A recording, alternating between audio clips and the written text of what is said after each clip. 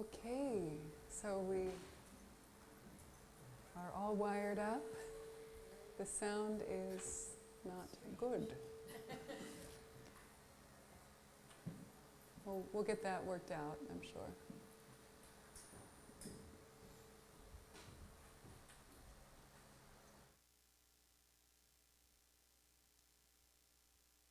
Popsicle. Popcorn. Hello, hello, hello, hello. How does it sound now? Is that better? Is it on?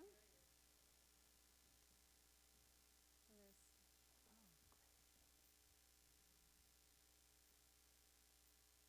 Okay, how are we now? Still testing it out? Testing, testing. It says low battery. Hey. It shouldn't say low battery. Maybe it just says on, but it's red. That's good. Okay, great. Okay.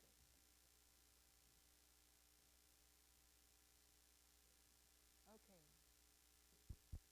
Testing, testing. Maybe just turning it up. Okay, that's better, right? How's that? Okay. Okay, so welcome everybody. It's good to see you. Let's take a moment to drop in. We'll meditate for about maybe 10 minutes just to settle. And then I will explain feeding your demons, and then I'll guide you through that process. And that will be our main contemplative practice tonight. So just now we'll just drop in into the nourishing space of our body and our breath. So allow the eyes to close or be slightly hooded with a little light coming in. If you tend to fall asleep in meditation or get drowsy, it can be helpful to let a little light in, gazing at a comfortable angle towards the floor. This, in fact, was the instruction of the Buddha, to gaze past the level of the nose. But it's up to you. Sometimes the visual stimuli in a group, in a public setting, can be distracting. So if that's the case, then close your eyes.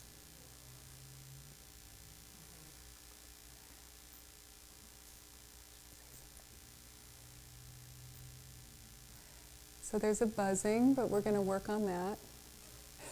Right, Jim? Okay. All right. Let's feel the breath in your belly. This is a test for the bardo.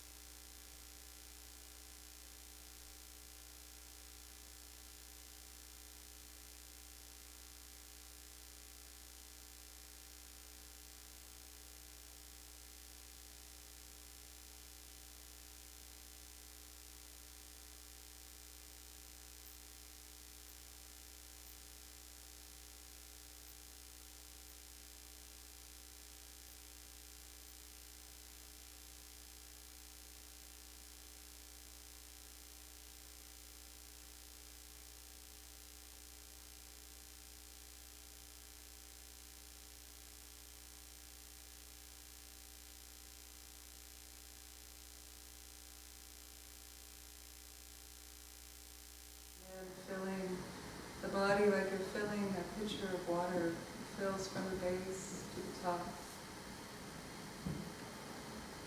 The exhale is an emptying of the pitcher from the top to the base.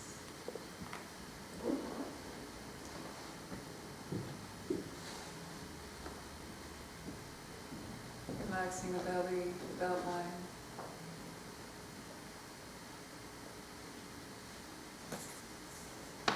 Low back.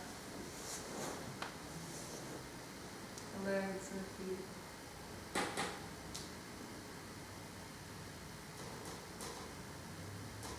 Feel the spine like your central axis aligned with gravity. And the rest of the physical structure, the muscles, the bones, which is simply falling in alignment with gravity off the main central structure of the spine.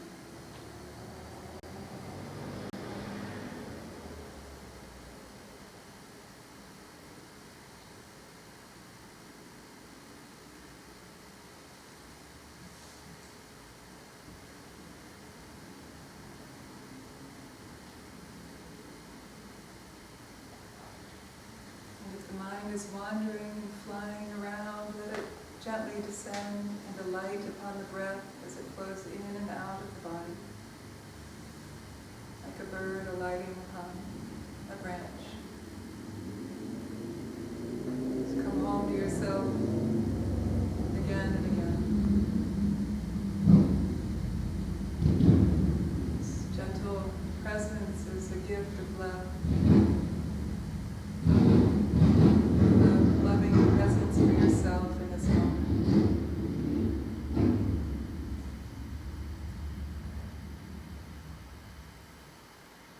Your breath, your body, your feelings, your thoughts, your awareness all be suffused with this loving care,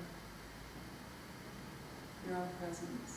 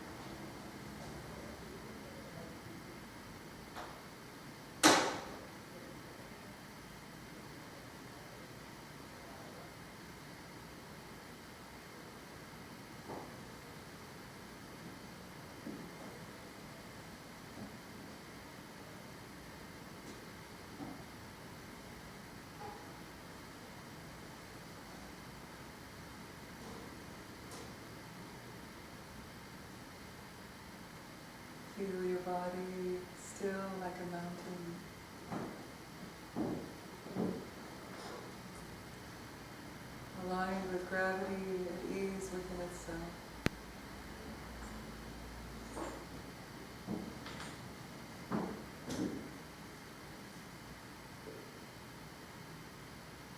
Feel the breath natural and free, like the wind moving through the trees.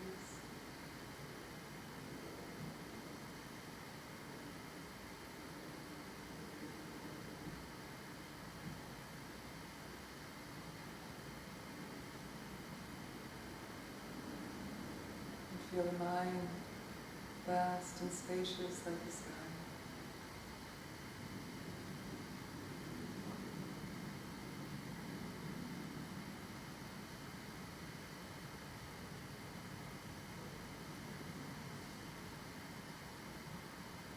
Thoughts, feelings are like clouds arising and passing within that space of the mind.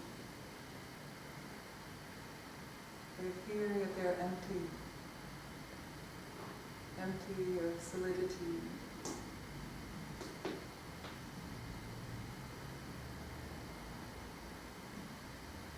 Feel that light touch in relationship with your thoughts and feelings. They're there and that's okay. They don't own you. They don't pull you away from the stability of your own spacious sky-like mind.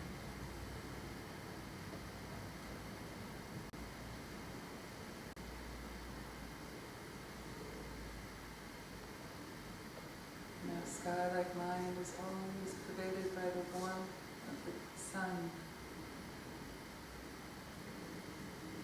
That loving care permeates your body. It's always there.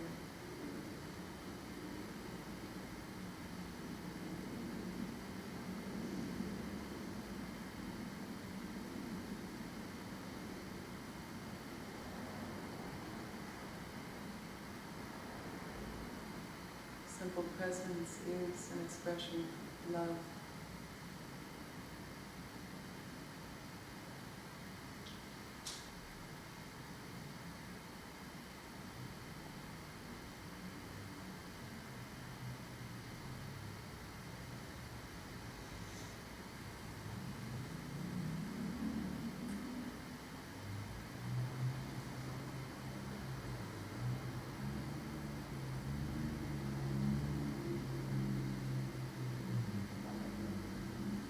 Notice you're lost in thought.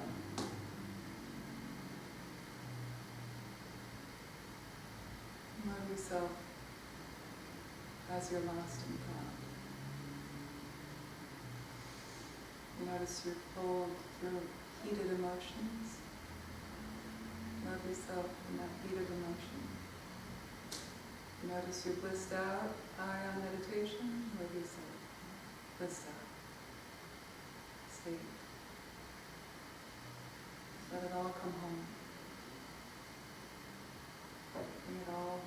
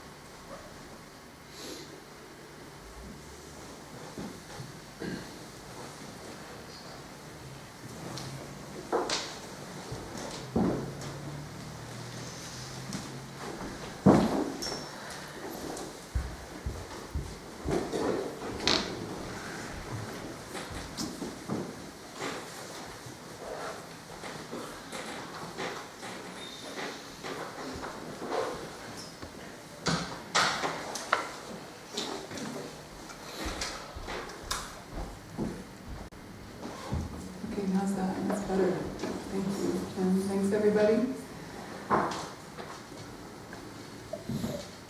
You come home, taste the nectar of your own home ground. And if not, we're going to feed a demon. Let's do it. Sometimes we have direct access, other times the energy is so strong that it overpowers our mindfulness or our love or our best intentions. And so we have wonderful techniques, like feeding the demon. There are many. This isn't the only one. I've benefited from this. I've benefited from many others. I learned how to teach this many years ago, and I've seen it benefit so many people, old and young, from different backgrounds. I've worked with children, clients, students, friends, myself. It's phenomenal, the stories and the beauty that comes out of it. So I love to share it. So out of that appreciation, I'd like to share it with you.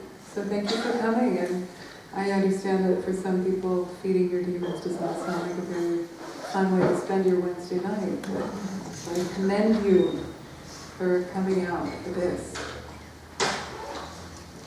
I think you'll find it's very worth the effort.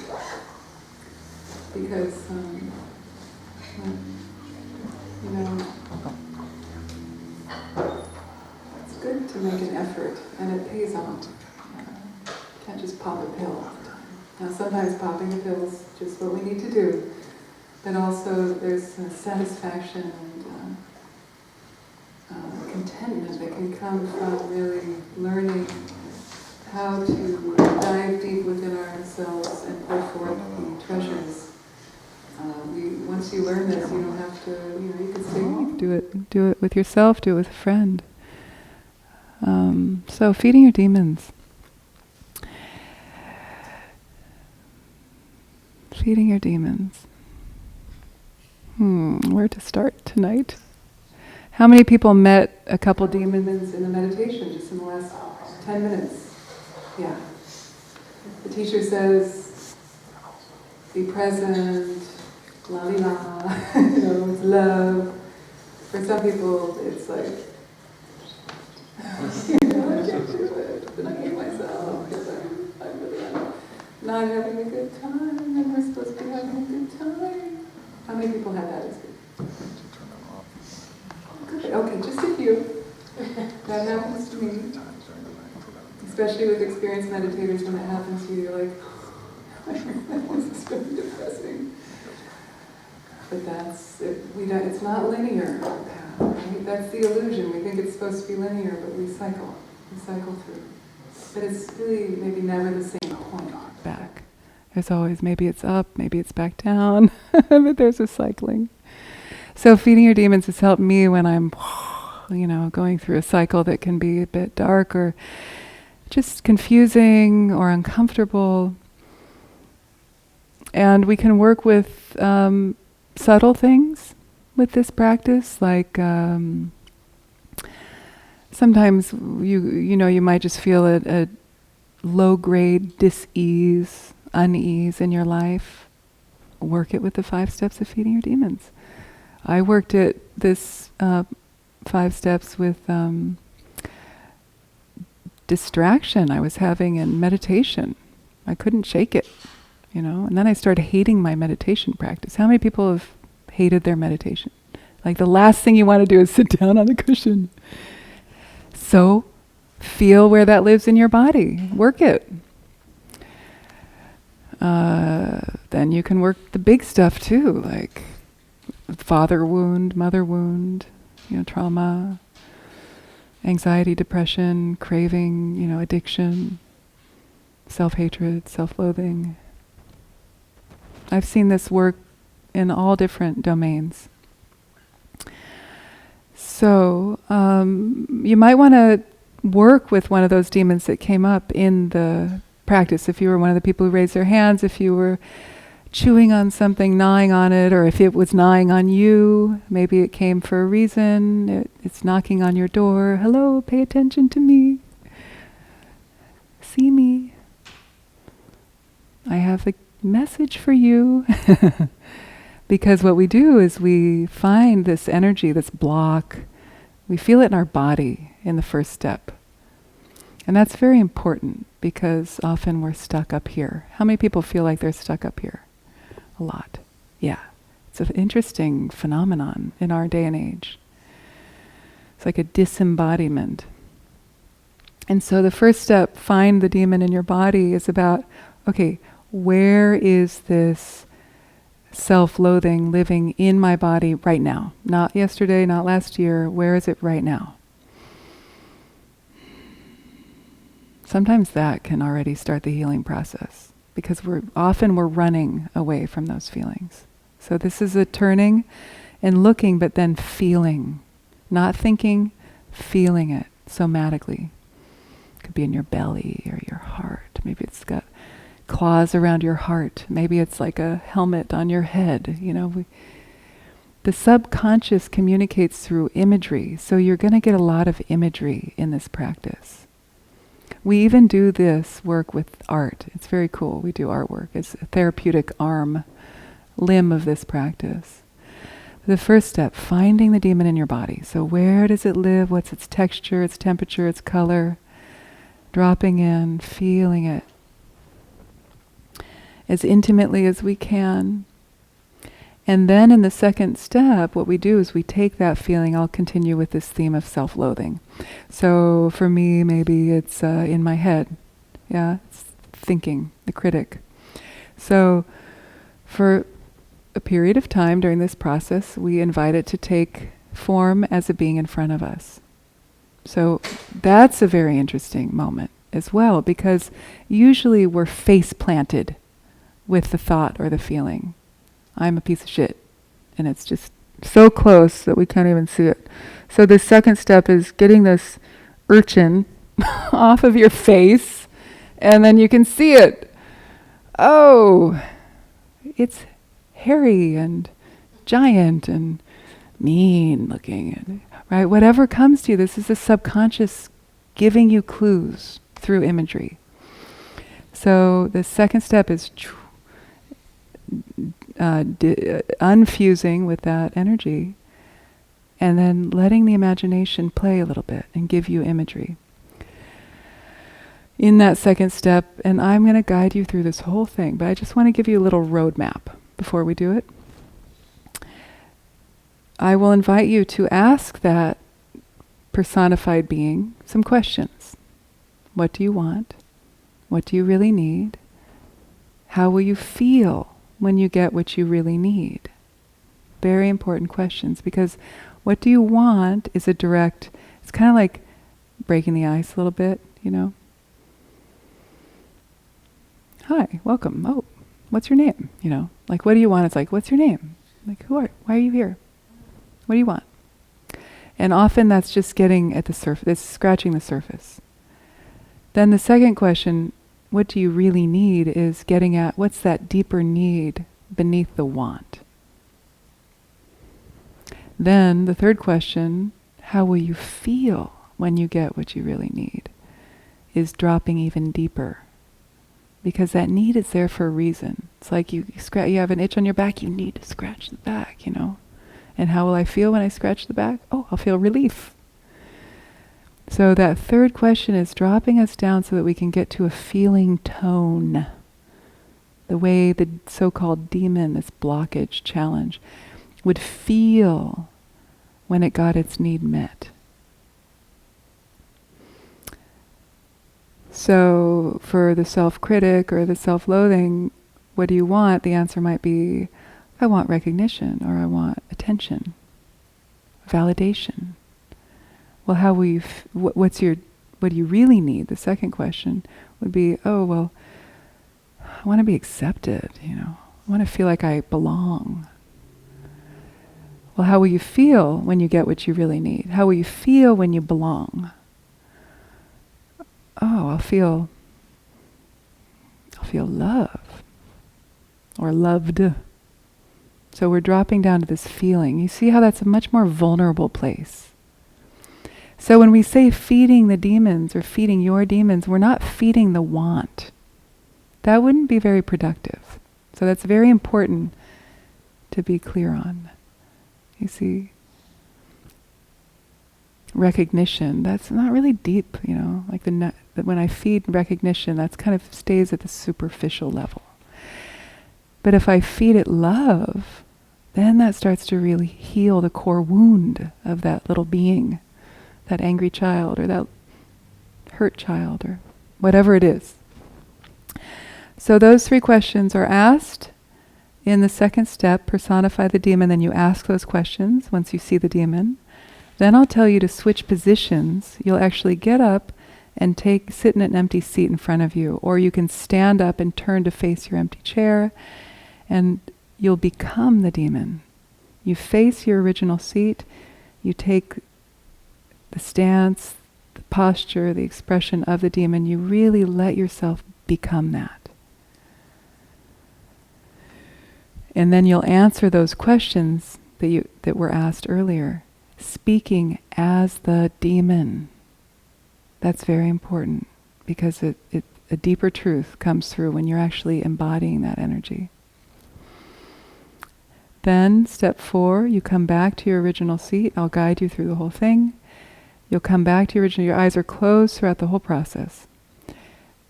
Take your original seat in the 4th step, feed the demon, meet the ally. This is really the heartbeat of this practice, step 4. Because here is where we feed, we nourish, rather than fight that energy. And you have 2 options here. One is a bit more edgy, the other is a little more accessible, especially if you're new to the practice. Both are great, both work, I've done them both.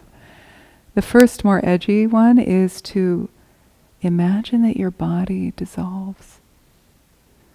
So meditator, this is actually a feeling that probably a lot of you have felt before if you've meditated a lot, where you're there, like presence, your awareness is very awake, but this construct of the body, the physical form, isn't so solid anymore. And you realize that's not really who I am. I feel like I'm the body, but actually, in reality, I'm much more than that. So it's that moment where you can release that subtle clinging to the body as who you are, and you let that energy transform and become nectar that you then feed the demon to complete satisfaction. This is where we go Buddhist Tantra. If you're familiar with the Chud practice, who's familiar with the Chud practice? This is called severance, an ancient Tibetan Buddhist practice where you sing and you imagine and that you're offering your old corpse as nectar and you feed all the beings. And it's very beautiful and it's very transformative. And it helps to get at the core demon of our humanity from a Buddhist perspective, which is ego clinging. Clinging at the self as who we really are. It's like clinging at a rainbow. It's not real, but we cling and we... Of course we exist. You're you, I'm me. But when you look more deeply for the I, who is Chandra?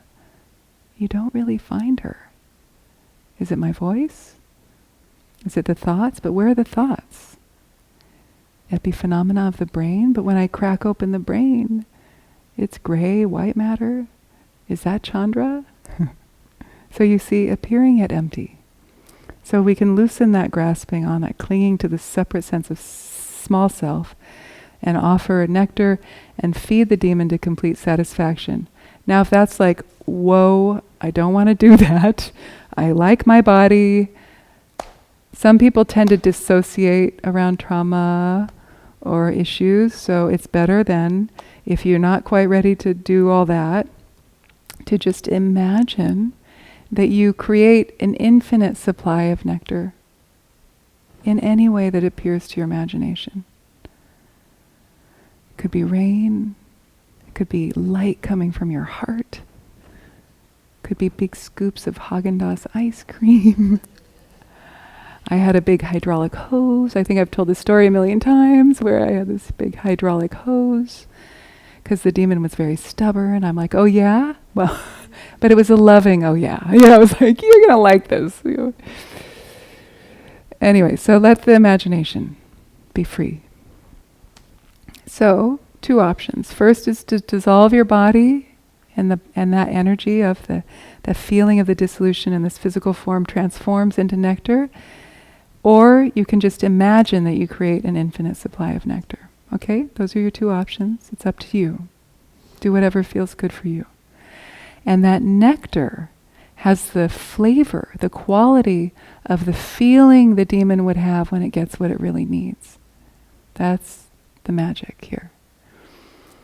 So what did I say in my little example of self-loathing? What was that 3rd answer? The feeling, love. So then I would imbue the nectar with love. So it's a feeling of love flowing from me to the demon.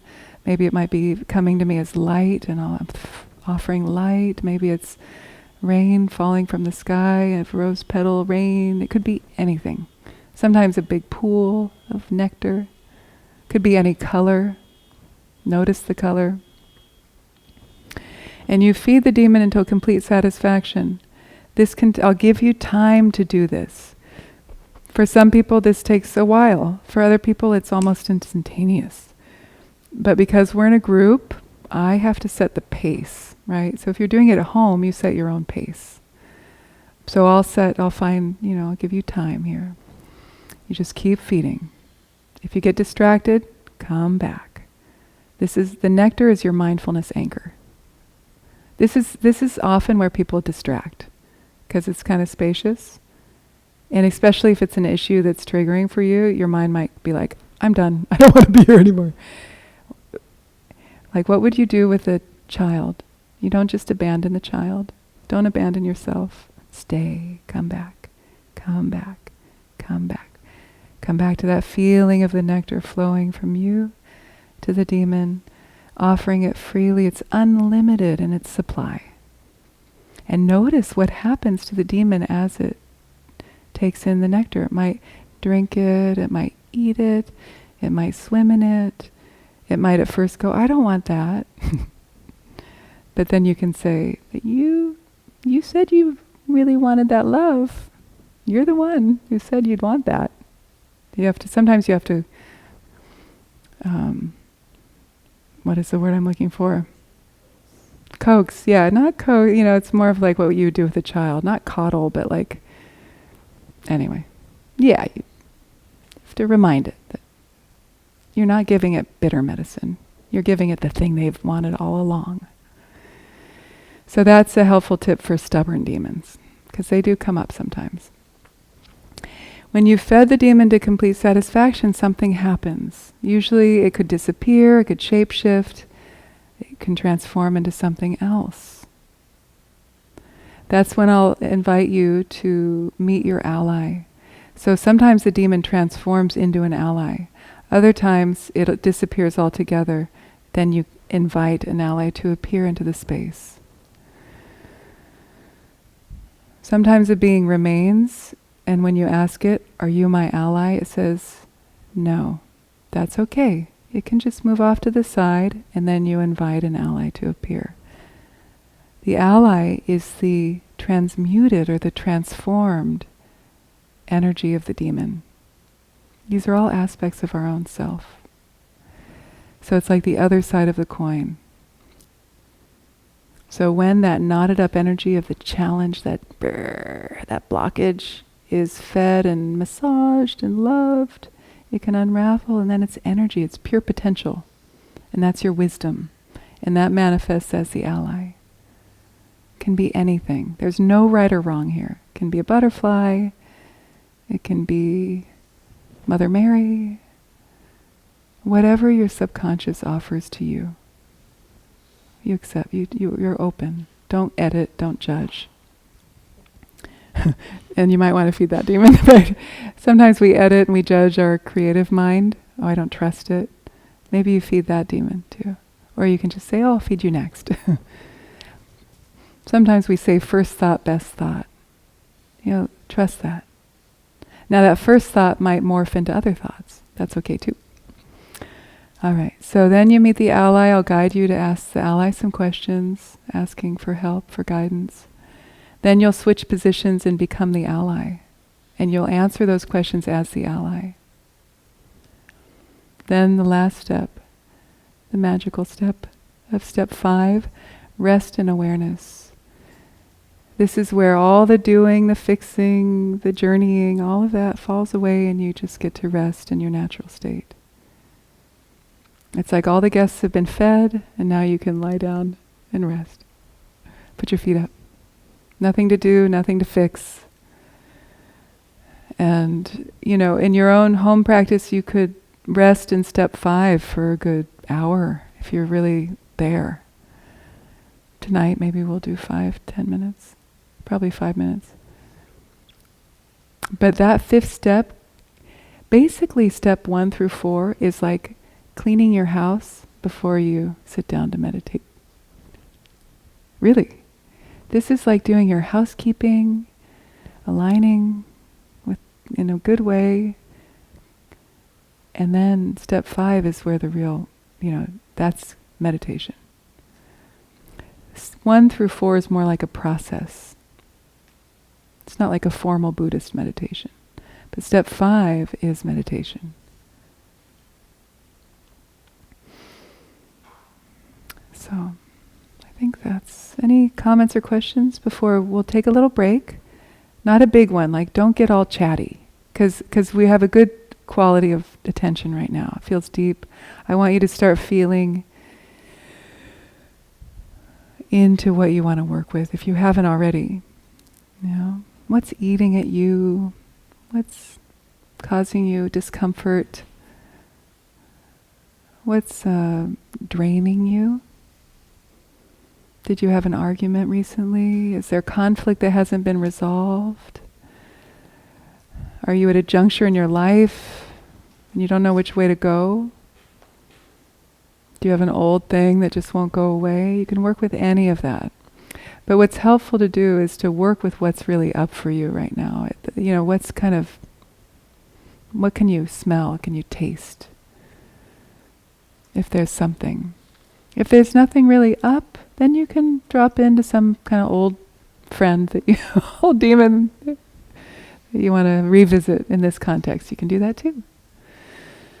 So before we take a little 5-minute break where I will ask you can use the bathroom, you can get some tea, but mainly what needs to happen in that 5-minute break, priority, is to give yourself an empty seat. You can either have a chair or you can spread out and sit on zafus. There, we have a lot of chairs back there. Or, if you don't want to bother with any of that, you can actually, would you be my demo? Okay, that's where you're starting.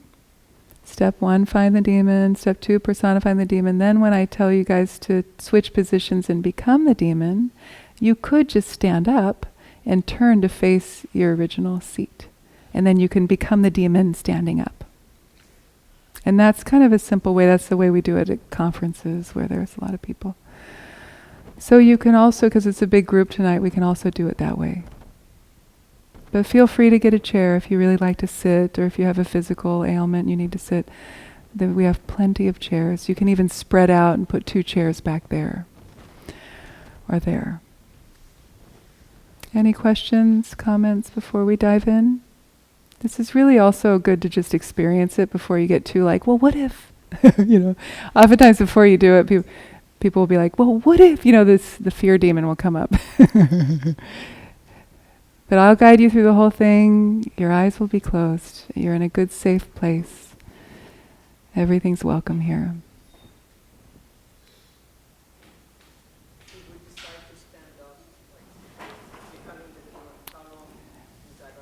It's not very long. No, it's probably 5 minutes. All right, so let's take a little break. Get yourself settled. Take care of your biology. I'll stay here if you have a question. If you want to talk to me, I'll turn my mic off.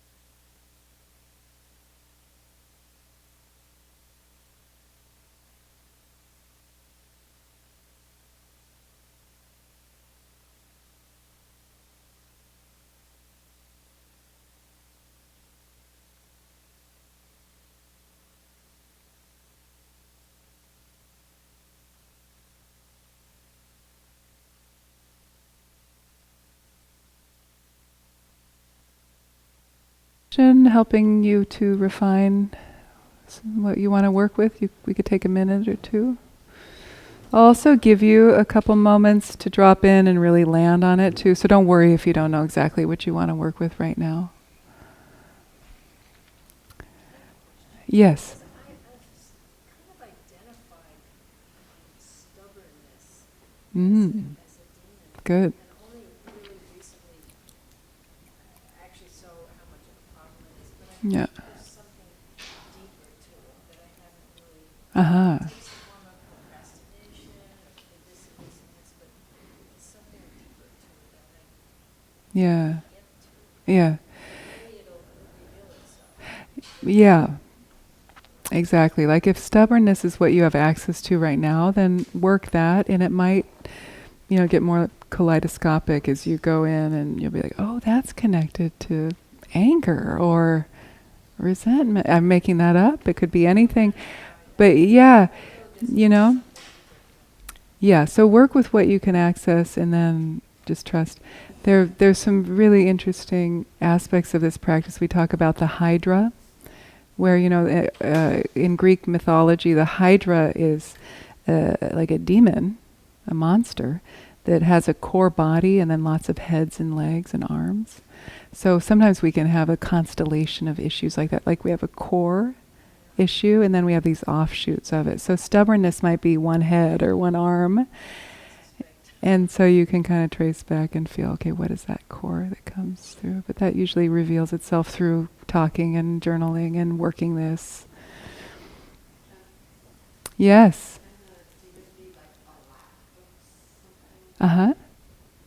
Like what?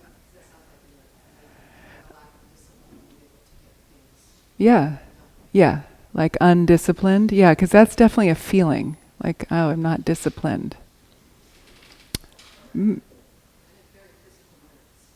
Right. Yeah. Yes.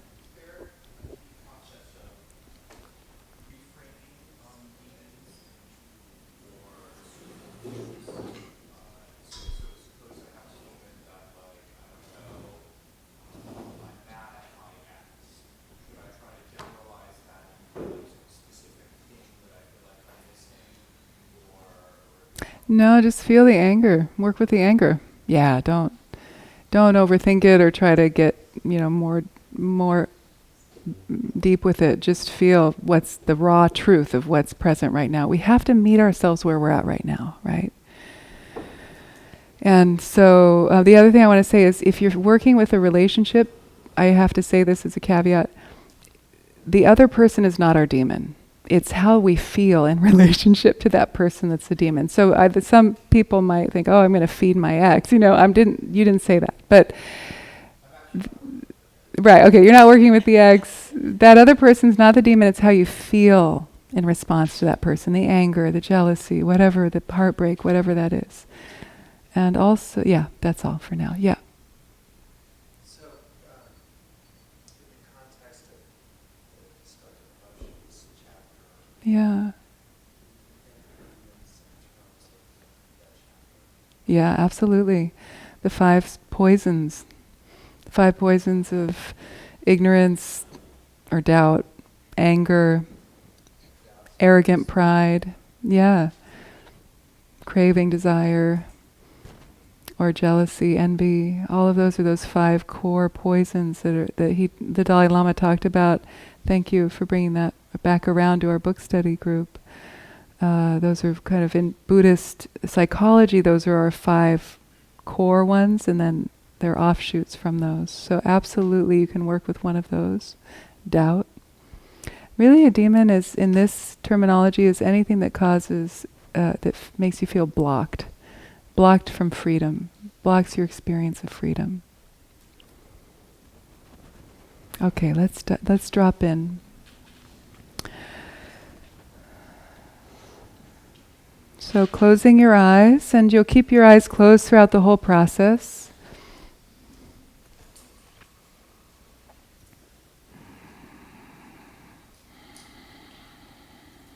Make sure that your seat or your space is empty in front of you. Don't have a water bottle or papers on it. Empty seat in front of you or empty space.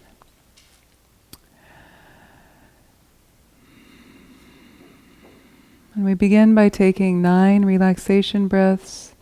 The first few breaths are breathing into any physical tension in the body, breathing into it and then releasing with the out-breath.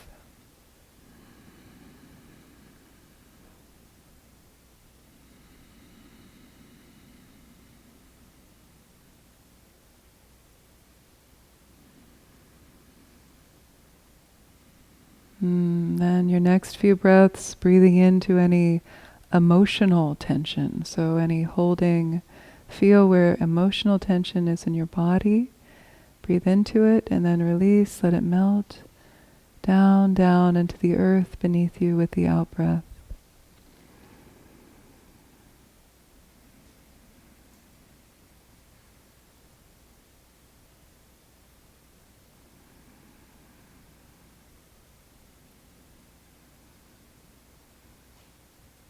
And the next few breaths, breathing into any mental tension, thoughts, worries. Feel where you hold mental tension in the body. Breathe into it and then release with the out-breath. Feel it melting down, down into the earth beneath you.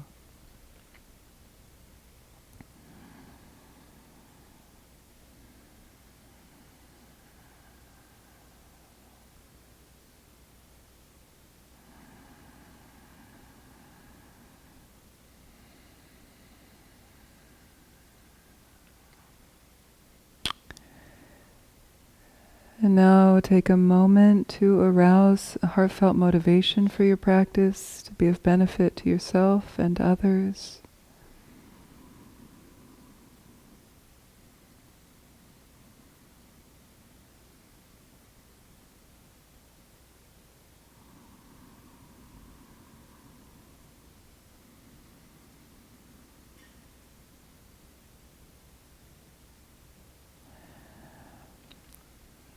And now take some time to drop in and land upon what you'd like to work with tonight.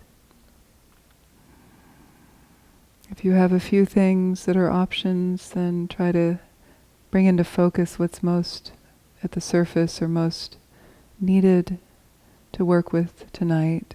Choose one thing.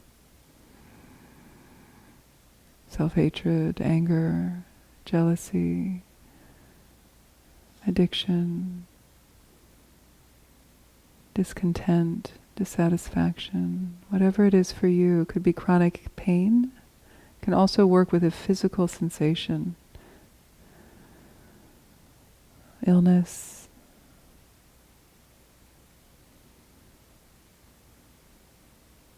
So really thoughts, emotions, or physical discomfort, any of that can be worked with in this practice.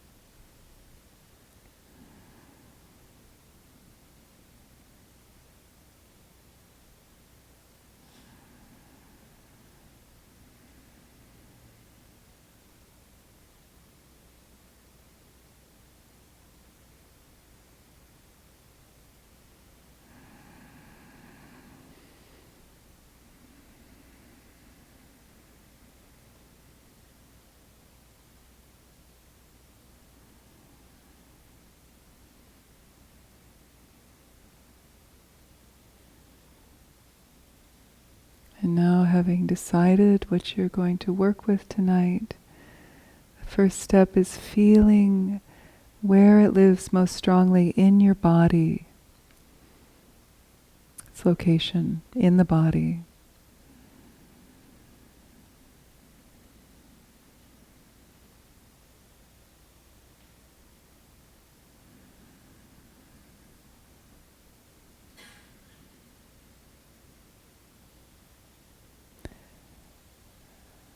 And notice, what is the shape of the feeling?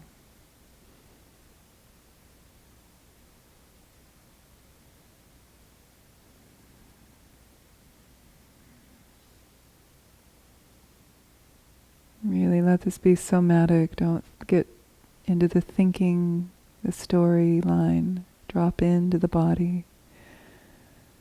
Feel it. What is the color?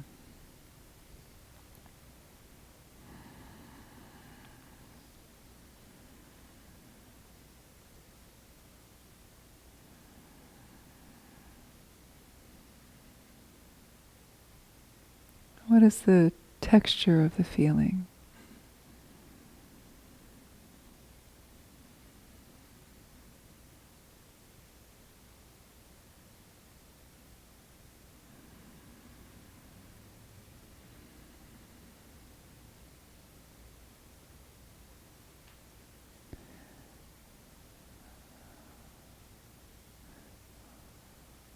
What is the density?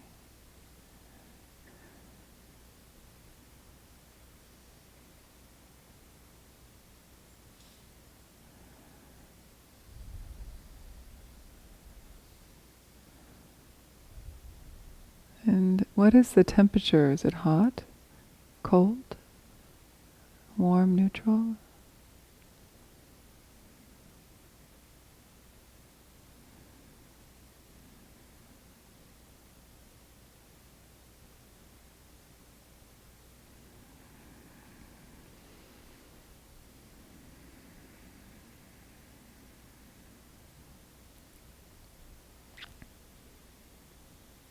And now intensify this feeling for a moment.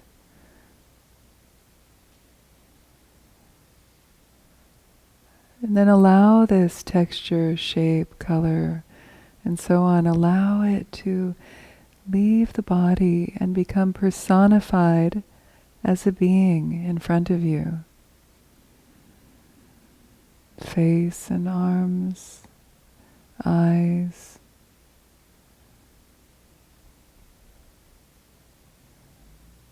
Can help to move the hands in a gesture of helping that energy move out of the body and become personified as a being in front of you.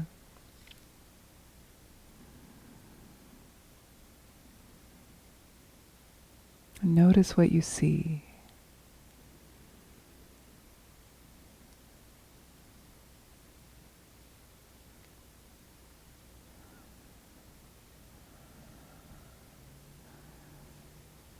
If an inanimate object appears, then imagine what it would look like if it had a face with eyes, limbs, because you're going to dialogue with this being. What would it look like if it were personified as a being?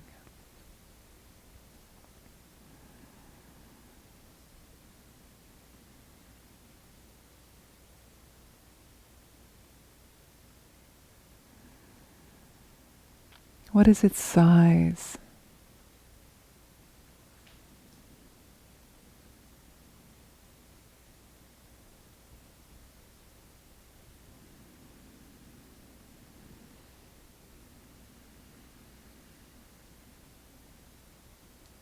Its color, colors.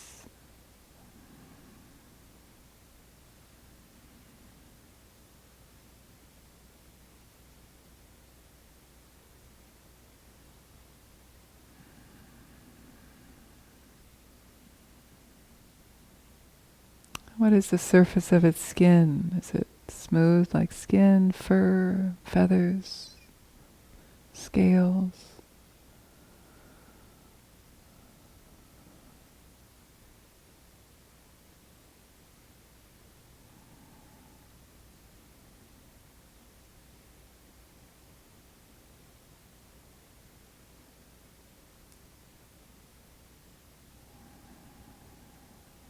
The density of its body. Is it really dense, or is it effervescent, being of light, normal?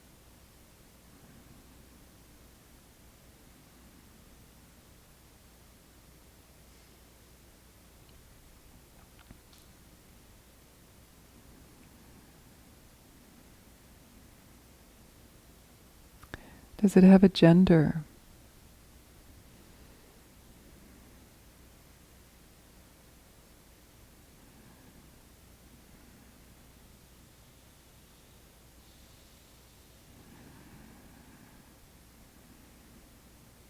What is its character?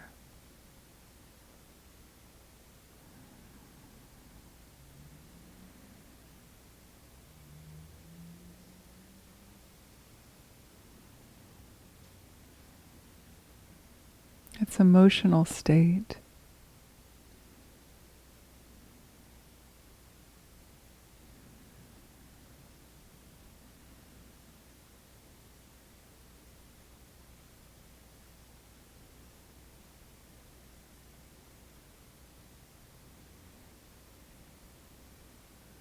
the look in its eyes.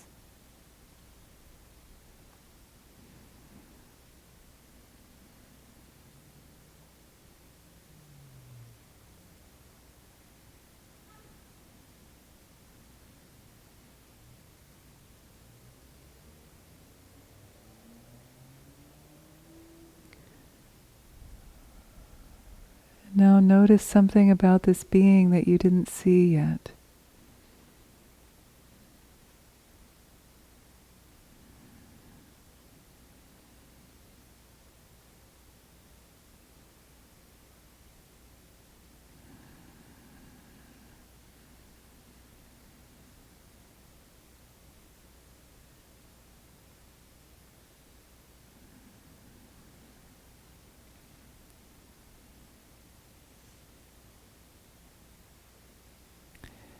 And now you're going to ask it a few questions, repeating out loud after me, one by one, not waiting for the answer because you'll switch positions and answer as the demon.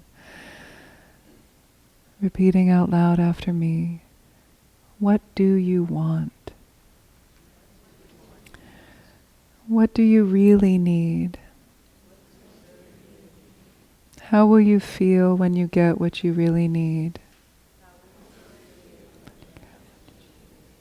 So now, slowly switch positions, keeping the eyes closed as much as possible, and become the demon. Take a gesture, an expression, a position that helps you embody the energy of the demon.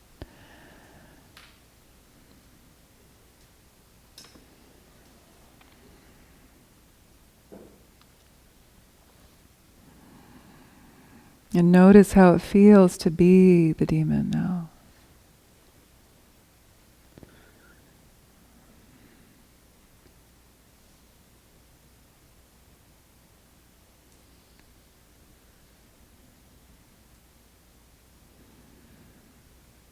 Now notice what your normal self looks like from the demon's point of view.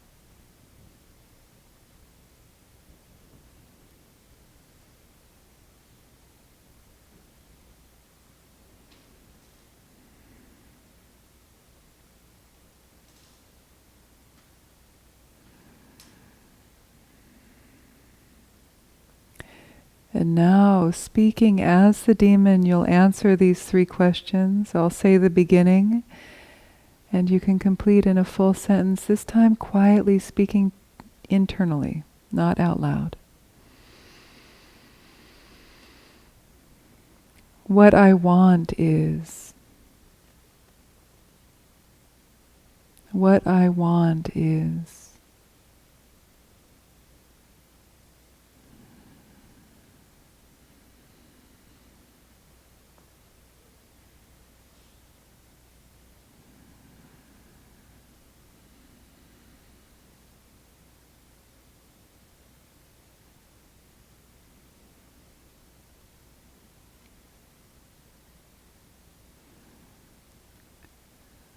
What I really need is.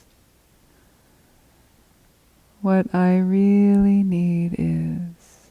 So even if a strong emotion comes, that's okay. Just stay with the process. Stay in the process. Don't let it pull you out. What I really need is.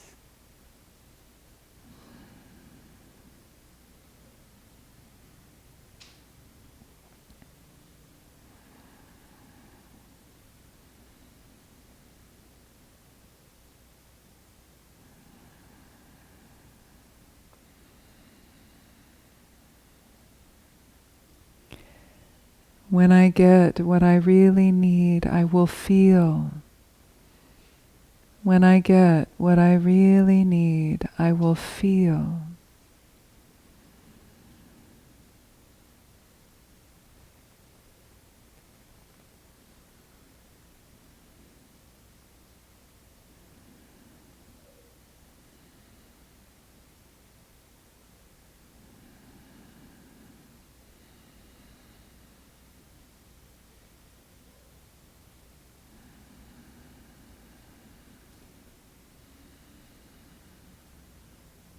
And take note of the answer to that third question, the feeling that you as the demon would have when you got what you really needed.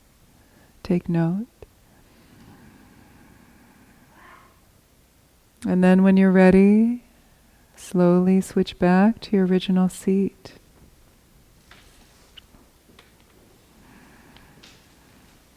And settle back into your normal self.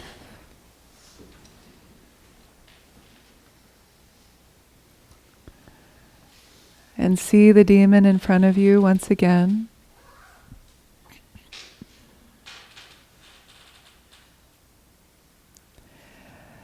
And now either imagine that you dissolve your body into nectar, or that you create an infinite supply of nectar. And the nectar has the quality, the flavor of the feeling the demon would have when it gets what it really needs. And imagine this nectar flowing to the demon in any way that comes to you. And feed this nectar to the demon until complete satisfaction is reached.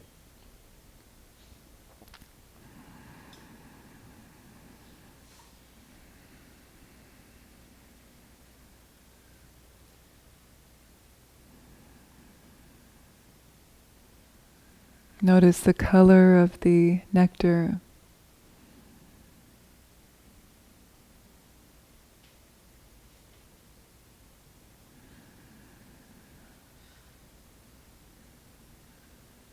And notice how it takes it in.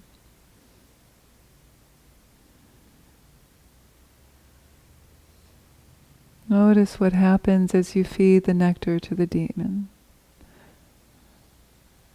This may take some time. Stay with it.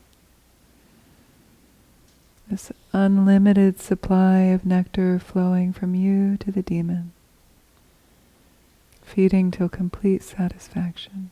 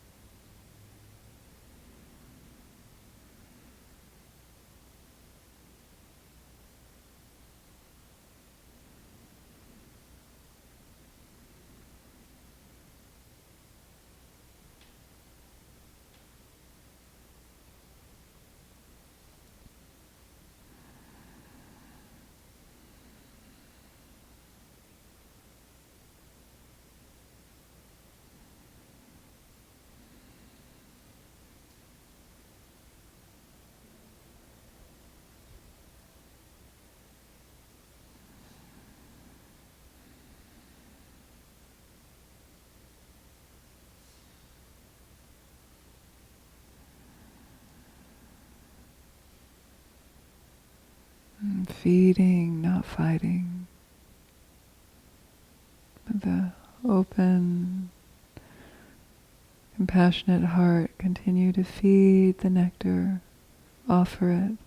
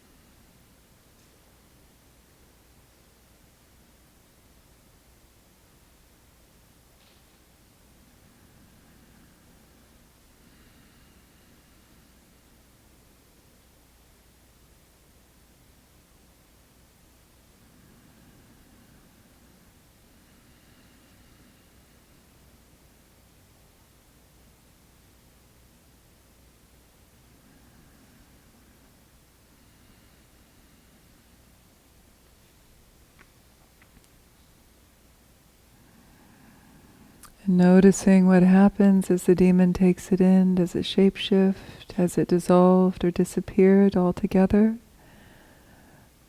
Is there a being that remains?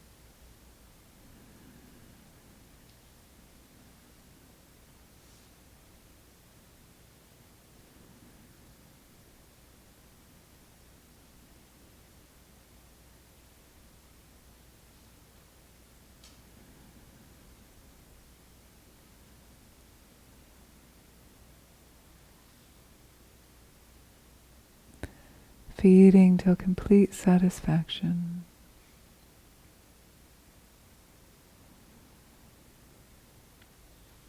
And if it seems like it'll never be satisfied or it's not satisfied yet, for the sake of our group practice, I'll ask you to imagine what it would feel, what it would look like if it were completely satisfied.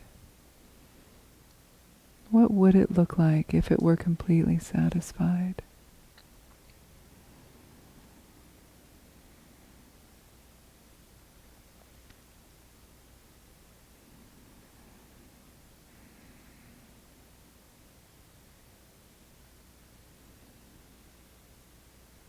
And if a being remains now, ask if it is your ally. If it dissolves, if no being remains, or if it says no, then invite an ally to appear before you now.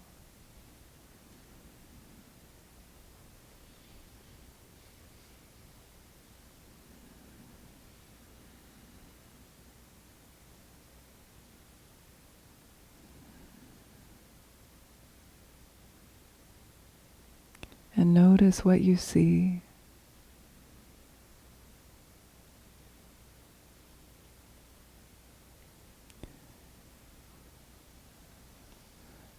What is the size of the ally?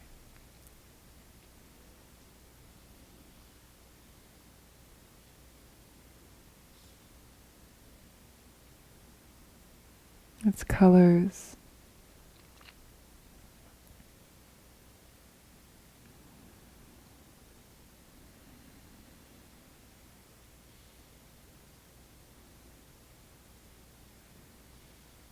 The surface of its body,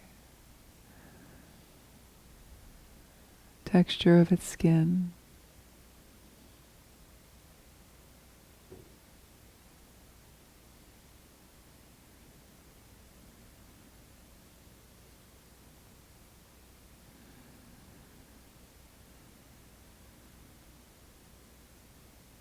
Its density.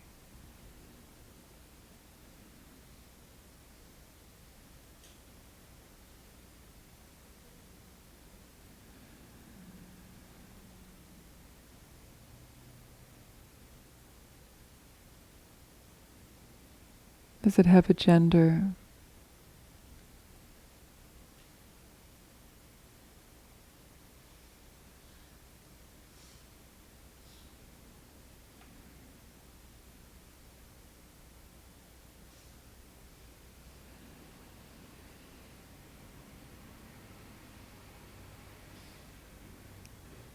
Its character.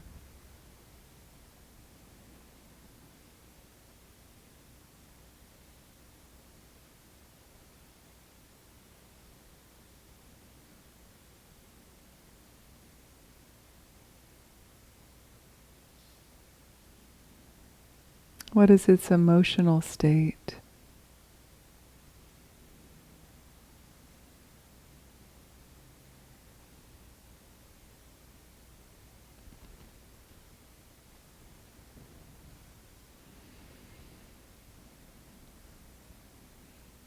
What is the look in its eyes?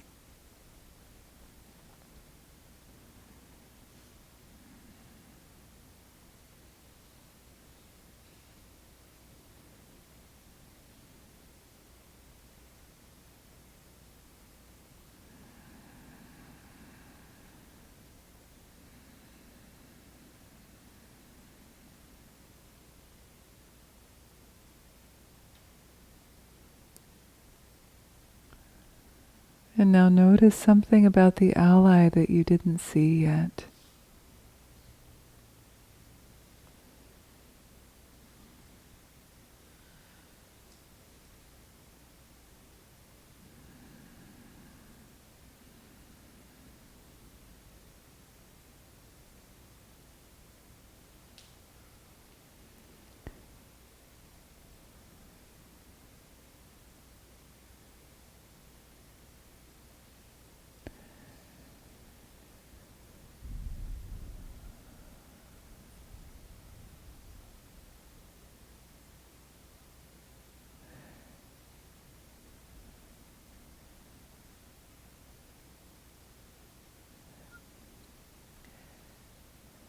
And now you'll ask the ally some questions, repeating after me one by one out loud. How will you help me? How will you protect me? What pledge do you make to me? And how can I access you?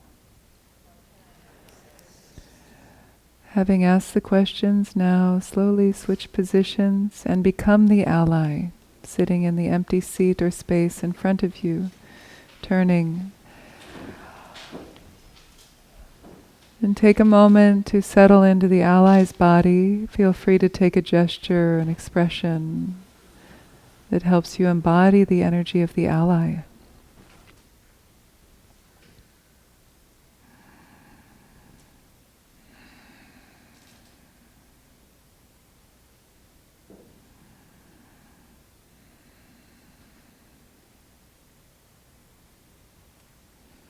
And notice how it feels to be in the ally's body now.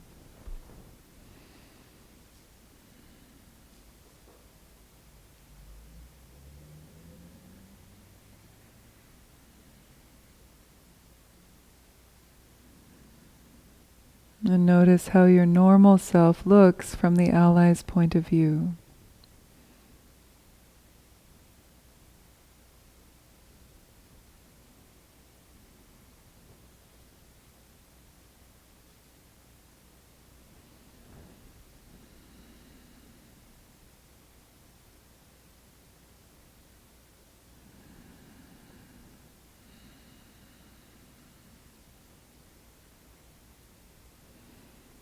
And now speaking as the ally, I'll answer these questions. I'll give you the beginning of the phrase you can complete in a full sentence, this time quietly to yourself. Speaking as the ally. I will help you by.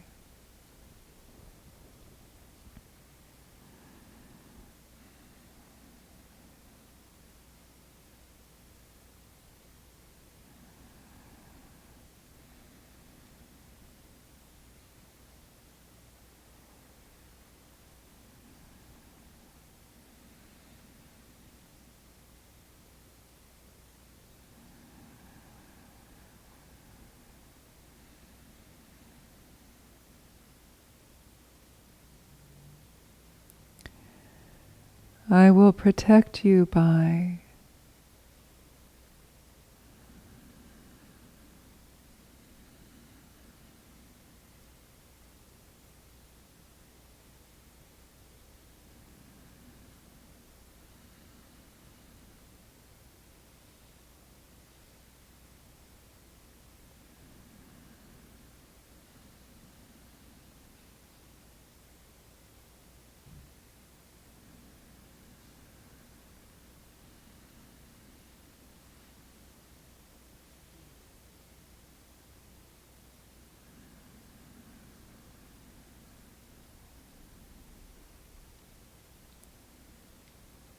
I pledge I will.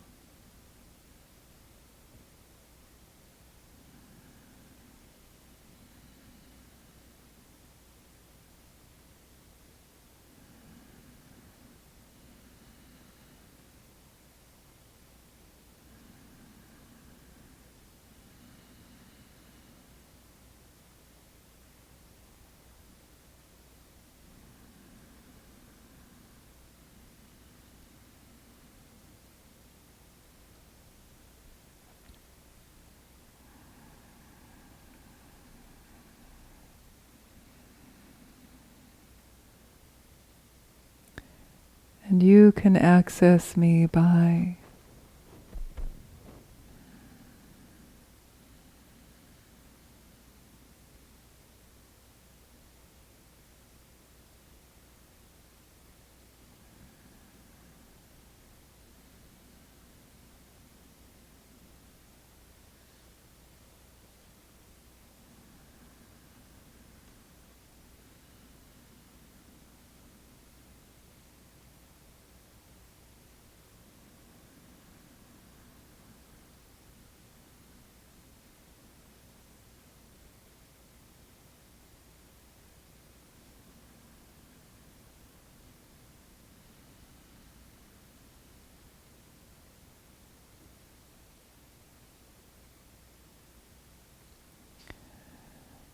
And then when you're ready, switch back to your original seat. And settling back into your normal self again for the last time.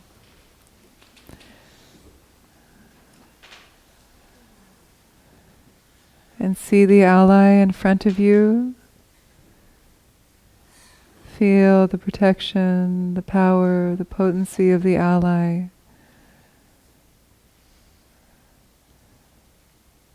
Feel the energy of the ally streaming into your body, filling you from the crown of the head all the way down to the fingertips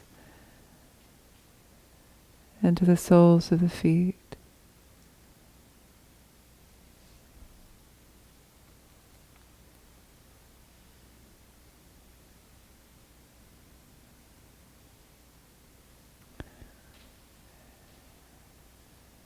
And imagine now that the ally dissolves into light. It's like an explosion of love, explosive dissolution into light, like a star. And that light dissolves into you, permeating every cell of your body.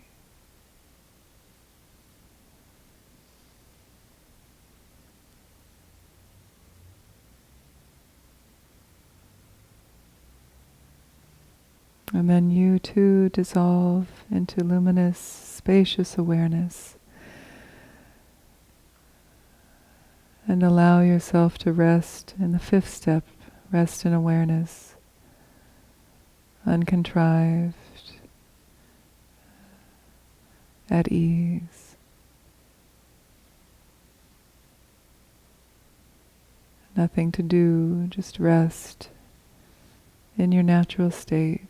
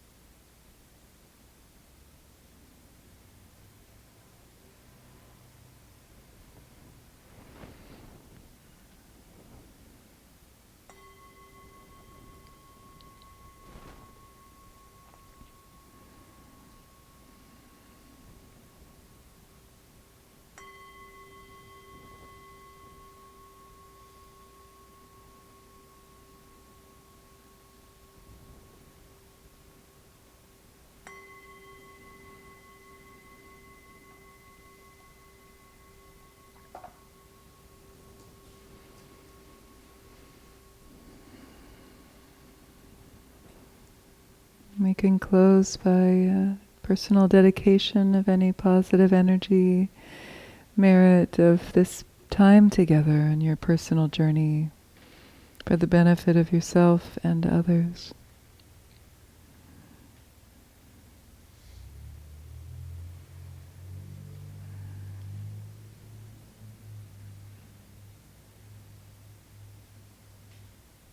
Thank you.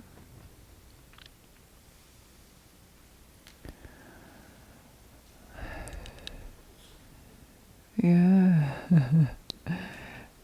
We all had our own little voyage, didn't we? Huh? Yeah.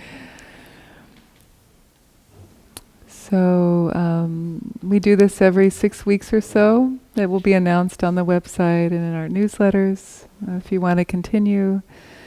Also, there's a wonderful book called Feeding Your Demons, and I highly recommend it. It's very good, and you can learn how to do it on your own. I have brought some resources for you, so on your way out, if you want to come up and take a tracking form, which is just a guide to how you can journal afterwards, you can do it at home. And then there's a there's a script for doing it on your own, so it takes you through each step. So that's for you. Feel free to take one each. And next week it will be, I believe it's Eve and I co-teaching, and we'll continue on with our wonderful exploration of the Dalai Lama's book called Beyond Religion. Whether you're reading it alongside with us or not, it's still nice to come and talk about the topics in the book, and we'll practice together. So all of these do segue, yeah? Just many different roads to the tippy top of the mountain. And what else? I'm doing a day-long this Sunday. If you want to come back and continue to practice together, I'm doing a mind training, so Lojong, day-long from 10 to 4 on Sunday, February 2nd. All are welcome. And we are a donation-based center. We appreciate your generosity. The teachers, the volunteer, the rent, everything is supported through dana, or donation, and it's a practice of generosity. It's a classic teaching of the Buddha as a way to create interdependence between you and the teachings, the teacher, the community. So whatever you can offer tonight is greatly appreciated, but no one is ever turned away for lack of funds. You're always welcome. And I'm sure there are other announcements, but maybe that's could be enough. Yes, please. Two quick ones, that's okay. So in addition to Chandra's upcoming Dilong, we have... thank you. There's a class coming up that I think would be of particular interest to everyone here. So Michael Taft has developed a 4 level isn't quite the right word. Let's say like 4 mode model of Vipassana and non-dual awareness. And he's going to be teaching a 4-week class on that model. So both with Vipassana, kind of deconstructing your own experience, and also access to non-dual awareness. And that's going to be 4 Tuesdays, starting on February 11th. It's going to be cool. It's a new model. He's still kind of refining it, so he's taking feedback, and it's going to be a really fun class. So check that out. And in addition, as Chandra mentioned, the entire center is volunteer run. From the people who make the calendar, the people who schedule teachers, everything. And we could really use volunteers. So if you love the center, you know you're part of this community. The Sangha is everyone who's ever stepped through the door.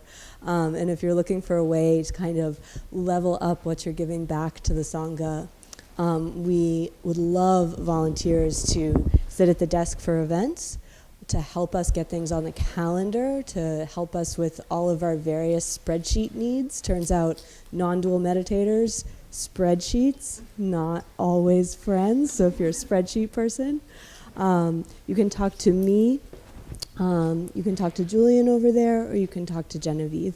And we'd love to have whatever skills you have to bring to the Sangha. Thank you all for your practice. Thank you, Chandra. I know it's a little over time, but I did want to tell you there's a wonderful catalog. That's our 2020 schedule of retreats at Tara Mandala in Colorado. And the pile of catalogs is over on that long table behind Julian over there. Please take one or two and pass them around to your friends. We have amazing retreats of all different shapes and sizes. And also retreat cabins if you want to do a solitary retreat. They have those for rent. Beautiful. So that's my second home, Tara Mandala, where Feeding Your Demons comes from. Yes. Thanks, you guys. Take care.